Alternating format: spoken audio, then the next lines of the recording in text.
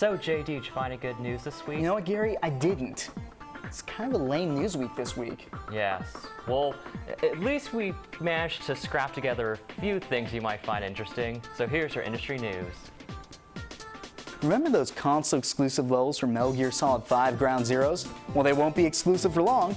On May 1st, Konami will be releasing a patch for the game that will allow players to download the Deja Vu and Jamais Vu levels on all consoles. Xbox players will finally get to play as Classic Snake in the Throwback Mission, while PlayStation guys will be able to take on Snatchers with Raiden. It's great this is happening. I hope that this means there's more DLC on the way to keep us busy.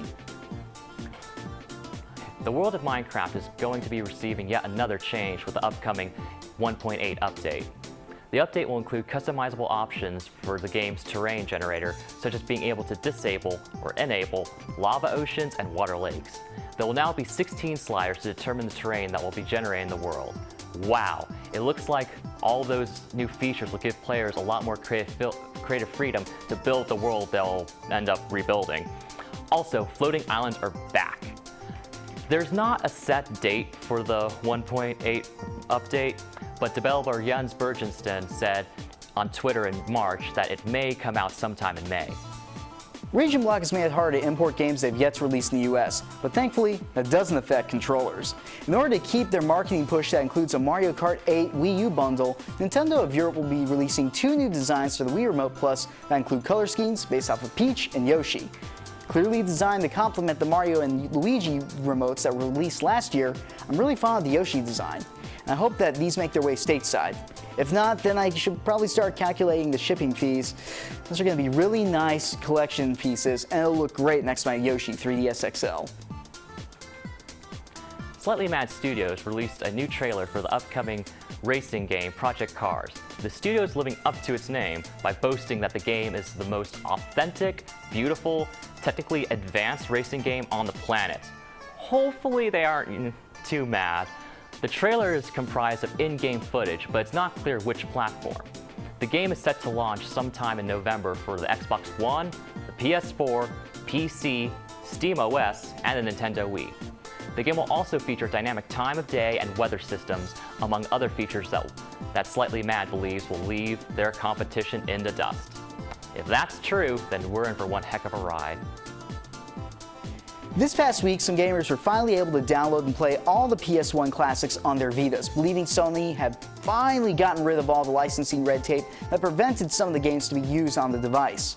Unfortunately for them, though, Sony has reversed this, making it impossible to re-download these titles. Amongst the blocked games are the Crash Bandicoot and Spyro the Dragon games, some of the most iconic and highly requested ones to be added to the service for Vita. While the games themselves are owned entirely by Sony, the characters are the property of Activision, making a re-release impossible without their approval. The games can still be played on the PS3, but it is disappointing that 6 of the games that should be flagships of the service and are some of the most memorable from the PlayStation 1 days are not playable on a system that is starved for any sort of content. Well, I hate to do this, but I have a bit of a heartbreaker. I, along with many others, hold the Banjo-Kazooie series in a special place in my heart. I love that bear, I love that bird, that crazy shaman, that crazier witch, the worlds, oh, love it all. So many fantastic memories. I mean, I even like Banjo-Kazooie Nuts and Bolts. I mean, that's right, I said it. I liked it, okay? Unfortunately, it looks like a spiritual successor isn't coming anytime soon. Former Rare composer Grant Kirkhope responded to a fan question on an Ask Me Anything thread on Reddit about the original Banjo-Kazooie developers working on a spiritual successor to the classic game.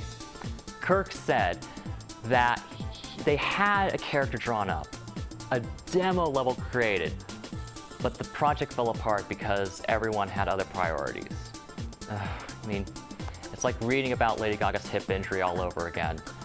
Once upon a time, Rare developed some fantastic games, including Banjo-Kazooie, Banjo-Tooie, and the cult classic Conker's Bad Fur Day. Remember that one? Unfortunately, things in the last few years haven't been the same. I mean, I'm never going to forget about those games and all those fantastic memories. I mean, fans won't either. I mean, in times of transition, we tend to look back on nostalgia and have thoughts of what could have been. But we also need to look forward and think about what can be. Maybe we will see another Banjo-Kazooie back in a new adventure instead of, you know, another Call of whatever, who cares. It's gonna have guns. Or maybe we'll see new characters that will attract new gamers and excite old fans. I mean, I guess all we can do right now is keep moving forward and keep on gaming. And that's our industry news for the week. Well, a lot of highs, a lot of lows, but at least there's still games to play. For sure. Thanks for watching, guys.